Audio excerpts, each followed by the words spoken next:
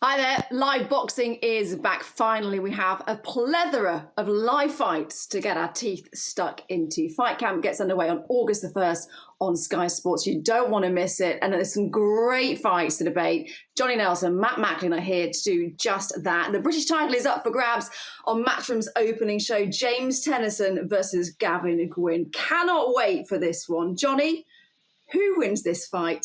And why? You know what? To me, it's a no-brainer. I'm going James Tennyson for every reason going.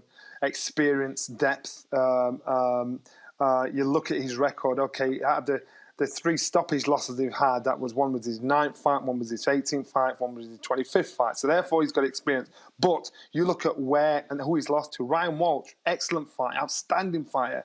Tevin Farmer for the world title. So he's been there and done that. And I just think as long as he doesn't go in there complacently and thinking it's a done deal, I think it is a done deal, but he's got to box to the best of his ability and keep himself in that mix, in that top tier of fighters. To me, I can't see it going any other way. Listen, I don't mind being wrong. I just cannot see it going any other way. Matt, Tennyson, Gwynne, who are you picking? Yeah, no, absolutely. I agree 100% with everything Johnny said. I just think Tennyson hits really hard. I actually think moving up to lightweight has given him a new lease of life. He was huge down at super featherweight. You know, Tevin Farmer, Ryan Walsh, these are really good southpaw fighters. And I just think that, he hits so hard, Tennyson. I actually think he looks stronger up at lightweight. And I think Gwynne just doesn't have the experience, doesn't have the punch power to keep him off. It doesn't have anything really, I don't think, to really give Tennyson too many problems. I think that Tennyson wins, and I think he wins by KO. Well, Gwynne has actually come out and said that he does think he has the boxing brain to beat Tennyson. Johnny, could we make a case for that? I was trying my hardest to make a case for him before then, because we're asked to pick, Matt and I asked to pick a winner. And sometimes it's probably a bit boring, we both pick the same guy. But for Gwynne, I looked at his record. I looked at to stop his losses, stop his wins he's had on his record. And I just think he doesn't punch hard enough to command respect. I think experience-wise, he hasn't got enough experience to command respect. Fear and respect. He's a little bit older. And so therefore, Tennyson going in there will think, you know what, some fighters think it's a gimme. And it sounds like, I am being completely disrespectful for Gwynne, but I'm not meaning to be. It's about levels.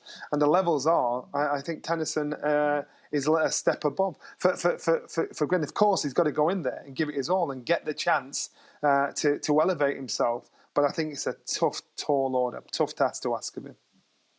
Stars make fights, as we know, Matt. How do you think they'll gel? What do you think will happen? Well, I just don't think Gwynne has the power to trouble Tennyson. Tennyson had a great win over Martin J. Ward. Martin J. Ward is a lovely, lovely boxer. And Tennyson was just too strong for him, overpowered him and got the stoppage. And, Tevin Farmer, super slick southpaw fighter. He just knew a little bit too much for Tennyson, hurt him to the body. But I also think Tennyson moving up to lightweight has given him a new lease of life. He was huge for super featherweight. I think he's carried the power up. And I just don't think that Gwynne he's a good boxer. Domestically, I don't think he's good enough of a boxer to outbox Tennyson and to keep him off for the long haul of the fight. And I just think Tennyson, physically very strong, hits really hard as well. And I just think he's a big favourite in this fight. Tennyson, yeah, he's got 22 knockout wins, hasn't he, on his record? Do you think the power will be too much for Gwynne, Johnny?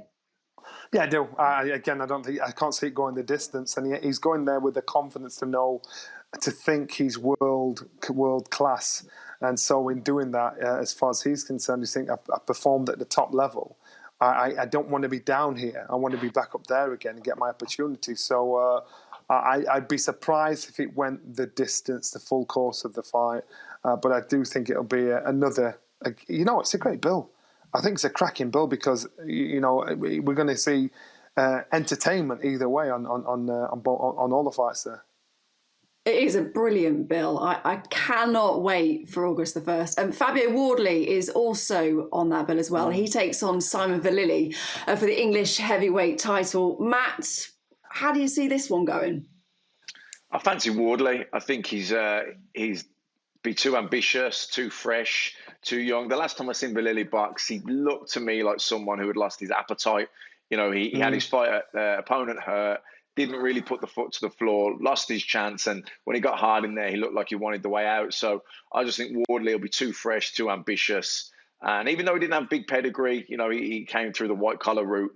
I just think that he's a physical specimen, and he's in love with boxing. He wants it. He's hungry, and that'll be the difference. Is this not a bit of a step up though for Wardley, Johnny? He hasn't really been tested yet, has he? On paper, it's a bit of a step up, but in reality, there's a mysterious arrogance about him, and a menacing arrogance about him. So you can see where he's at this stage in his career. This is a stepping stone. You look at other decent fighters that have gone onto the world scene. You look at this stage of their career. I think Wardley's right there. I think Wardley's at the stage where he can develop into a decent heavyweight. And you know what? I first looked at him, I thought, this kid's a cruiserweight. He's not big enough, but he's aggressive enough, he's busy enough, he has the right attitude, and he's bullish enough. So on paper, it looks like it's a step up for him, but in reality, I think it's going to be pretty one-sided. Do you think Wardley's power will be too much for Vallily, Matt? Yeah, I do. The freshness, the ambition. Like I said, I just think Vallily's not in love with the sport anymore. I think his ambition's gone. He showed that in his last couple of fights, I thought. His performances were very lukewarm. And Wardley, he digs hard. He's not experienced. He doesn't have the pedigree, but he has put the rounds in the gym. He's sparred a lot of really good fighters. And every time we've seen him, he's looked explosive. He can certainly crack. And I just think he'll put the heat on Vallily and want it too much for him. But in Vallily's defence, he has actually sort of said that he didn't feel like his preparations were the best previously, and that is something that he will rectify for this fight. Could that be key? Could that change things, Johnny? Matt and I are ex-fighters, so when you get in the ring, you look for every excuse for why your performances are the way they are. You can fool everybody but yourself. So when you say stuff, it was this, it was that, maybe that's what you use to motivate yourself.